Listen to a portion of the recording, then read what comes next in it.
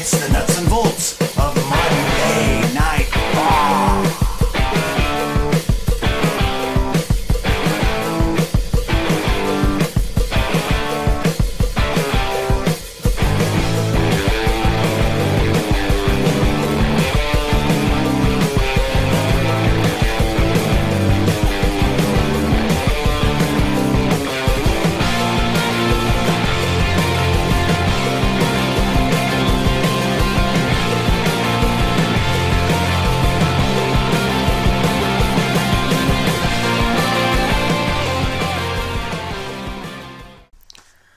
Well, howdy fans, this is T Voeltz, and I'm here to bring you the nuts and bolts of Monday Night Raw. And this is for September 18th. And before we get started, Bobby the Brain Heenan. If you are not aware of Bobby the Brain Heenan, I will forgive you if you're too young. But please go back and do all the studying you can of anything Bobby Heenan has ever done. Simply, he was the greatest. No matter what it was that he does, he was that good. He's an entertainer, folks. That's what Bobby Heenan did, whether it was as a wrestler, as a manager, as a commentator or a broadcast journalist, a sports agent, the various names that he went by, Bobby Heenan was the supreme entertainer. Thoughts, prayers go out, well wishes to the family of Bobby Heenan. More on that in a little bit. Of course, right as Raw opens, they had the graphic of Bobby Heenan. More on that later. Let's get started because we got to talk Monday Night Raw. And it starts off with GM, General Manager, Kurt Angle, as he comes out and he's got some things to say, but he's interrupted by the Miz-tourage. And this turns into an announcement that there's going to be a fatal four-way for the #1 contendership for the Miz's Intercontinental Championship. But then Jordan gets involved. You know, Jason Jordan, son of Kurt Angle, and suddenly this fatal four-way turns into a 6-pack challenge because the Miz-tourage wanted in this match as well. Now, what I'm talking about is obviously not the Miz, he's the champion, but I'm talking about Curtis Axel and Bo Dallas. Let's talk about all these people involved here. First of all, Bo Dallas had a great line here. He goes, "You know what? I used to give inspirational speeches." Oh, that popped me, ladies and gentlemen. That was hilarious. Curtis Axel, I'm so happy that they're doing with this guy, but he truly is a really good hand, as they say. Always seems to be just a little something missing with this guy, and it's not his in-ring ability. Jason Jordan, what do you think about this situation? Let's talk a little bit more about that later. Okay. Now, of course, we have the Hardys. I don't like when they put tag teams, into a singles environment, but I guess they're toying with what they're going to do with the Hardy Boys. Is the bloom off the rose with the Hardy Boys return? I think they missed the boat by not having Broken Matt and Brother Nero. Darn legal battles. And then Kurt Angle. Let this guy wrestle, please. I'm glad that Kurt Angle has a job. I'm glad they're using him for something, but let's face it, we have yet to see the Kurt Angle of old, and I want to see this guy in the ring. We're talking about one of the top handful of all-time in-ring competitors, and he's just sitting there. Now, I'm sure they want to be safe that this guy is healthy, that this guy is not injured, but come on, we need Kurt Angle in the ring. Make it happen. What do you guys think? Let us know right down here in the comment section on One Wrestling's YouTube page, or you can always go and tweet me at Travis Voeltz, listed right below here. Anyways, moving on. Next, we had a match between the Raw Women's Champion, Alexa Bliss, as she taked on the much larger Nia Jax. And Sasha Banks was ringside for most of this encounter. And eventually, Bayley too. But Nia Jax gets the win as they head into this multi-woman matchup this Sunday at No Mercy. From here, they showed various tweets from various personalities in regards to the passing of Bobby Heenan. I was very happy to see this, but I was a little bit scared that that was all we're going to get. But time was going to tell on that one. Next up, a tag team encounter, a three-way tag team encounter, as The Bar, Cesaro and Sheamus took on Anderson and Gallows and the tag team champions of Ambrose and Rollins. This was a very uncomfortable promo segment before this match started, and by uncomfortable, I'm saying I think Sheamus and Cesaro maybe went a little bit too long. They're definitely trying. I love their look. Still not the greatest on the microphone by Cesaro, but he is trying. There is a lot of emotion there, and Ambrose and Rollins have never had an issue as far as on the microphone. I will say this, I must concede, I did not like the idea of this tag team of Ambrose and Rollins again, because I thought it was just a vehicle for them to break up. And it still might be, but at least it's not like this. They're drawing this out. I like these guys as the tag team. They're not the biggest dogs in the fight. Stick them in a tag team. They got great chemistry. The crowd does like them. Nothing was really happening with them individually currently, so put them in a tag team. And hey, they're tag team champions. I like it. So I concede. I take back what I said a while back. Now, Anderson and Gallows. These guys are good. The crowd seems to finally be realizing that, as the crowd really largely was behind Anderson and Gallows in this. I don't like this nerd alert, but the crowd did. Kudos to Michael Cole for pulling out the line Revenge of the Nerds. As a kid that grew up in the 80s, I loved an 80s reference, and Revenge of the Nerds popped me. Anyways, up next we had Goldust, sort of. He does not have the face paint on, and he wants a matchup. I was excited about this. More on that in just a little bit. Up next we had Curtis Hawkins, who, say what you will about this guy, and apparently he's on a 114 match losing streak. They are giving this guy microphone time. They are giving him time to speak to the WWE Universe, and he is on Monday Night Raw. So for the uneducated fans out there, and I don't mean that it's something to do with your intelligent level, I just mean you're not a mark or a smart mark, if you will. Someone that thinks they know the business. Kurt Angle is on Monday Night Raw, and he's getting microphone time. So losing or not, this guy is a player in the world of professional wrestling.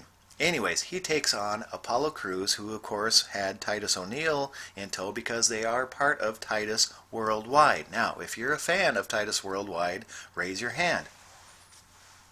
Me, not Michigan, me.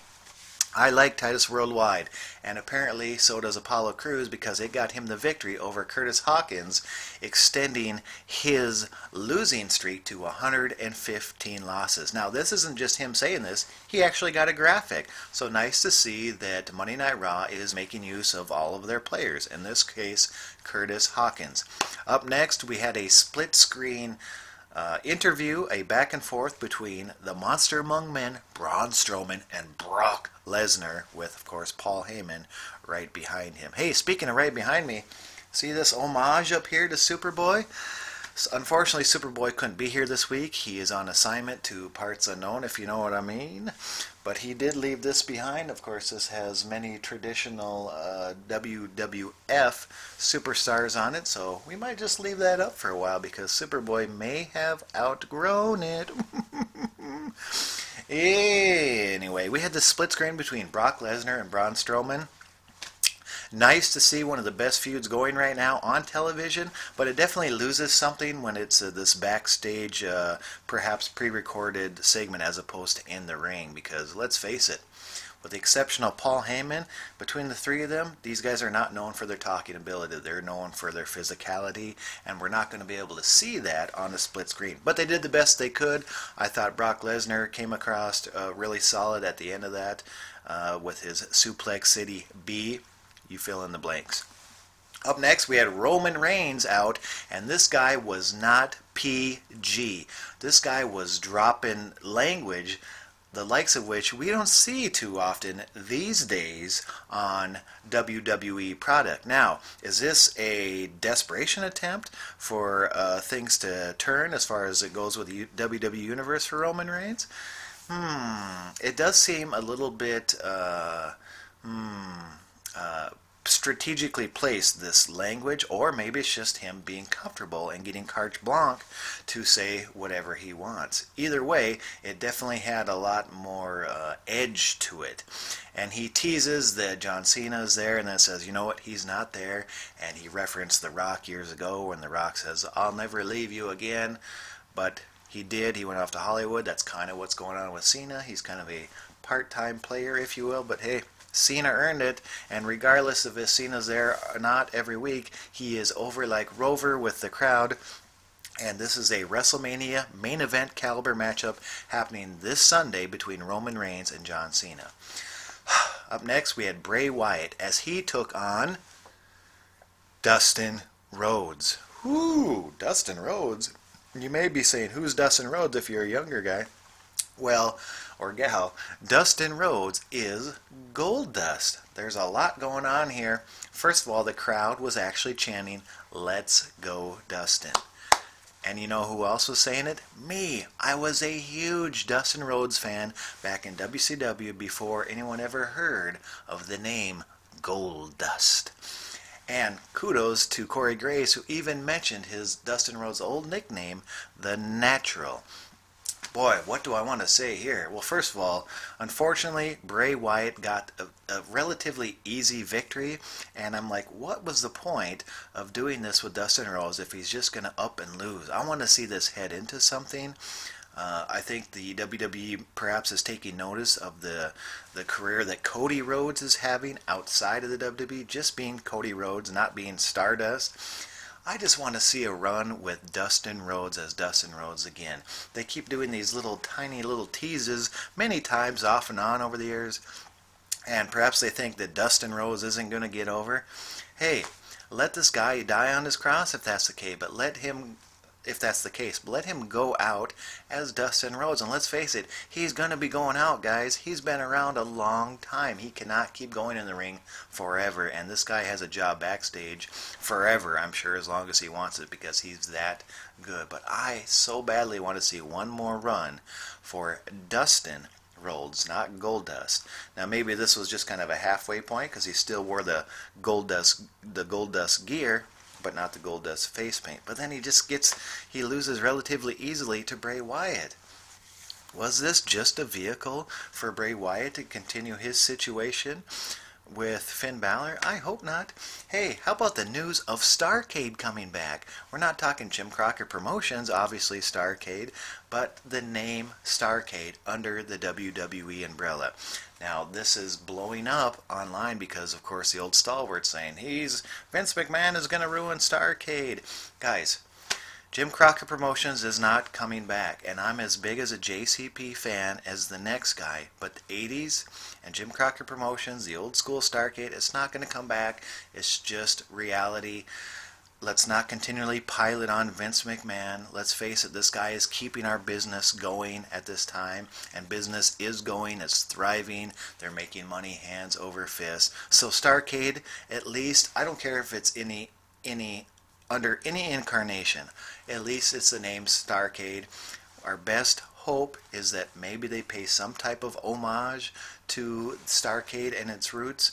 I'll take anything at this point. So far we just have a graphic with the name, but being that was Dusty Rhodes' invention back in the day, it would really nice to see that Dustin Rhodes is a part of it. But this does sound like it's going to be a SmackDown type pay-per-view unless they do a combined. But right now, from what I understand, my sources tell me this is going to be a SmackDown pay-per-view. That's not going to work for Dustin Rhodes if he's on Raw unless he goes over to SmackDown. And of course, Michael Hayes invited Cody Rhodes back for Starrcade. Wouldn't that be something? I don't think he's going to do it. I don't want to see Cody Rhodes back full-time in the WWE because I like what he's doing.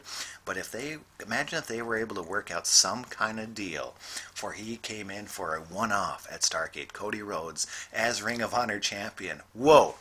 Would that have the wrestling world abuzz? Boy, that would bring me back to the good old days. I'll tell you what, I would really like to see that. Anyways, moving on, we finally got a more of a tribute to Bobby Heenan, and whew, I should have known that they would do something. They have a guy like Adam Pearce as a backstage agent producer for the WWE, and he is said for many years, as far as he's concerned, the greatest performer of all time is Bobby Heenan. So I'm sure he did everything he can to make sure this happened. Finally, we get a video, though, of Heenan. And thank you, Michael Cole, who just had line after line after line. And he said, Gorilla Monsoon and Bobby Heenan are, hands down, the greatest team ever. Quote, greatest team ever. Mighty big of Michael Cole to say. And you know what, Michael Cole? He has been under a lot of fire for many years, but I think Michael Cole's story is going to be, long after he's gone, the fans are going to look back and say, you know what, that Michael Cole, he really was really good. Anyways, a tribute video to Bobby Heenan. I got to say, guys, I was on the bubble. That's right. I had a tear of Foreman. These guys were great. I was fortunate enough to grow up on primetime wrestling, and the chemistry between Gorilla Monsoon and Bobby Heenan, I cannot state enough how good it was. In this video, they had this clip of Gorilla Monsoon and Bobby Heenan sliding back and forth on chairs on a boat on the ocean. Guys, go back and watch that video and go back and see everything you can between Bobby Heenan and Gorilla Monsoon. You can do it because Primetime Wrestling is on the network. Guys, go back and see it. Oh, I know what they say. Triple H is right. No matter what era of wrestling you grew up on, that'll always be the best to you. And that's the case for me as well. Man, I miss that golden age of wrestling. I was able to suspend my disbelief a lot more. Now, whether that was because I was younger or because the product was different, it doesn't really matter at this point. Boy, I miss those days. The After magazines. Here's Bill Apter's book up here. Is Wrestling Fixed? I didn't know it was broken. Perhaps the greatest title in book history. You're welcome, Bill, the boss. Remember the After magazines, though? That's how you got your information. I would do without the internet just to bring back that magic from back then. And let's bring it back to Bobby Heenan. I tell you what, this guy was hilarious. He was entertaining. He made wrestling fun. Yet we still believed a lot more in wrestling. We were able to suspend our disbelief. Now, whether it was the in-ring style, the storylines, or just the business as a whole, it was so much different then. Oh, I long for those days. But can you put the mayonnaise back in the jar after it's already come out? I don't know. It wouldn't happen overnight, but I think it could be done. Moving on. Sorry for the soapbox there. We have Enzo Amore out doing his usual shtick, and then he gets ran over by Braun Strowman. Braun Strowman brings him the ring and decimates him and then leaves. As the punishment seems to continue for Enzo. What do I mean by punishment? Word on the street is people don't like this guy backstage, so he's going to keep getting beat up. But again, just like I said with Kurt Hawkins, the guy is still on television. So, say what you will about this guy. If they really didn't like this guy and they really wanted to punish him, they won't put him on television. So don't read into that punishment stuff too much. He's still on television. He's still getting mic time. He's still getting camera time. Anyways, the Cruiserweight Champion, the unbeatable at this point, once again, Neville comes out and he puts his Red Arrow Splash, whatever we call it, onto Enzo, and Enzo gets scraped off the mat and drug out of there. And then we have a matchup between Neville as he beats Grand Metalik. And finally, the main event of the evening. Now, this was a 3-hour Raw, maybe a little bit over. I think it was right around 3 hours. And the main event was a 6-pack challenge to determine the #1 contendership. Very odd main event, and kudos to these guys getting the limelight for once. It's nice to see. But now it's one of those things like, geez, do they deserve it at this point? Let's be honest, this was a little bit weaker of a main event for Monday Night Raw, but I'm okay with that.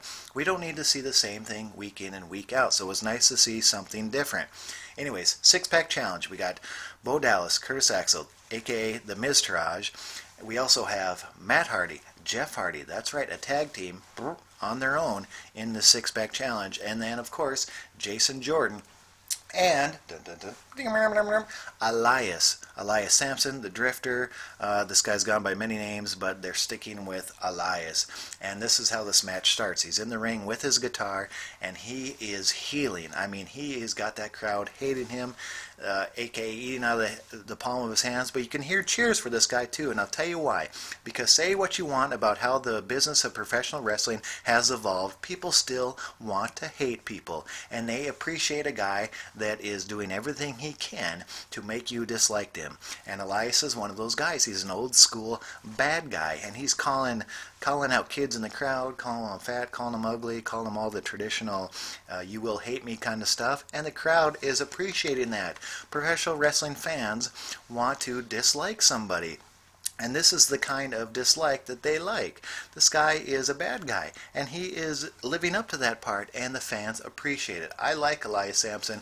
I want to keep seeing big things for this guy, and I like him in the ring too. He was solid, and he was on fire in this match. You could tell that he knew the importance of being in the main event. He was fired up, and he seemed to bring it up a notch, up another gear, and that's what main eventers can do. They have that other gear, and Elias Sampson displayed that on Monday Night Raw. Anyways, we saw an Eiffel Tower big maneuver, which I could care less about. It's a fancy move where what is it, 4 or 5, 6 guys do one big suplex off the corner. It's exciting to see, but it's kind of like a Cirque du Soleil, and this goes back to suspending my disbelief.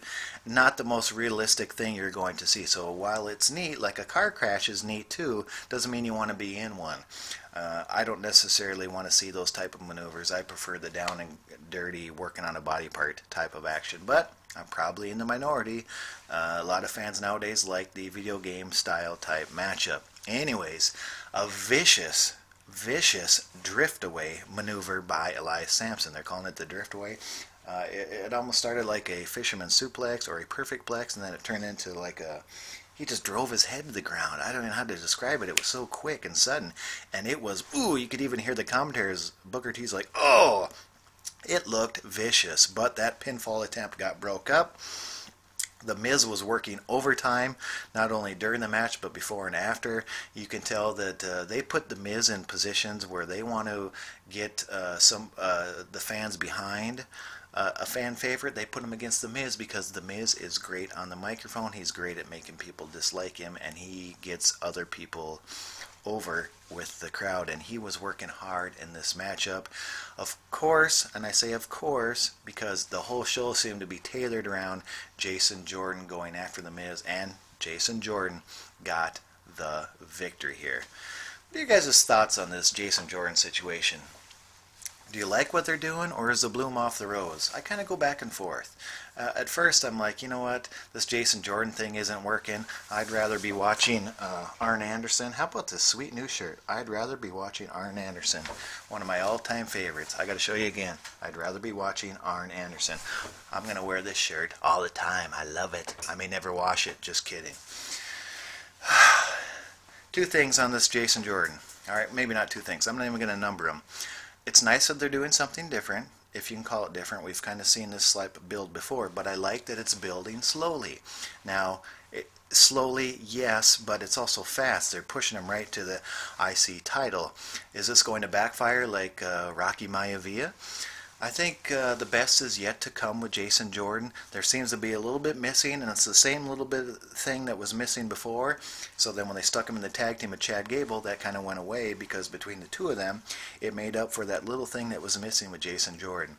He definitely has the athletic ability.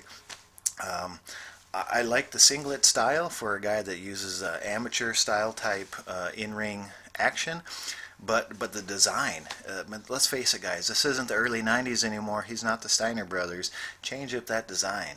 I'm not saying he has to go full-on USA like his dad, Kurt Angle, but hey, Kurt Angle, let's get this guy in the ring. Jason Jordan gets his victory, and then the Miztourage comes in and beats him down. I thought, yes, Kurt Angle's going to come out, and he's going to get involved physically, but that's not what happened. And the show goes off the air with the Miz standing tall. Kudos for the Miz. He deserves that spotlight, but is Jason Jordan ready for the main event? I like that they're slowly building this guy, putting him in the Intercontinental title scene, but I don't know if he should be closing out Monday Night Raw just yet. What do you guys think? What do you think about Jason Jordan and what the WWE is doing with him? Please let me know down in the comment section. Hey, speaking of which, you want to know about me more personally and maybe some non-Raw type items? Follow me on my website. It's nutsandvolts.wordpress.com. That's NUTSAND, as in Victor, OELTZ.wordpress.com. That's my web address. That also brings you to our Facebook page, which is Paper Champion. And follow me on the Twitter, listed right below. I'm at Travis Volts. Guys, this was a different Monday Night Raw. Maybe a slight letdown as far as a go-home show for No Mercy, but let's face it, that No Mercy card speaks for itself. It doesn't really need any more, so it was nice to see some other people getting some spotlight here. Curtis Axel and Jason Jordan, Elias Sampson, and Dustin Rhodes. Let me know what you guys think. Until next time, I gotta go to Parts Unknown and find Superboy. Thanks for joining me on the Nuts and Volts, a Monday Night Raw.